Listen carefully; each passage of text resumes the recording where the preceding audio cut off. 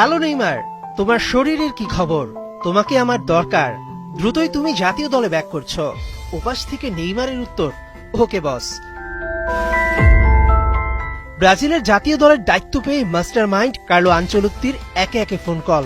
নেইমারের পর স্মরণ করলেন ক্যাসিমিরো, অ্যান্থনিকেও। এবারের মিশনটা যে 5 বারের বিশ্ব চ্যাম্পিয়নদের পুরনো ঐতিহ্যে ফেরানোয় অহমে ঘা লেগেছে। পারফরমেন্সের যে অবস্থা, এই দলটা 2026 ফিফা বিশ্বকাপে উঠতে পারবে কিনা সেটাই এখন বড় প্রশ্ন। ব্রাজিলের এমন অবস্থা শেষ কে দেখেছে কবে? নিজেকে প্রমাণ করার এটাই যে শ্রেষ্ঠ সময়। ঘষে মেজে মরা দলকে কার্লো আনচেলত্তি জীবিত করেছেন যে বহুবার। আনচেলত্তি বুঝেছেন, ব্রাজিলের হয়ে হাইস্ট স্কোরার নেইমারকে ছাড়া এই পুলসিরাত পাড়ি দেওয়া যাবে না। কেননা নেইমার ফর্মে থাকলে যে ভেঙে চুরে করে দিতে পারেন সব এক। পুরনো চাল ভাতে বাড়ে, স্বর্ণ চেনেন জহুরি।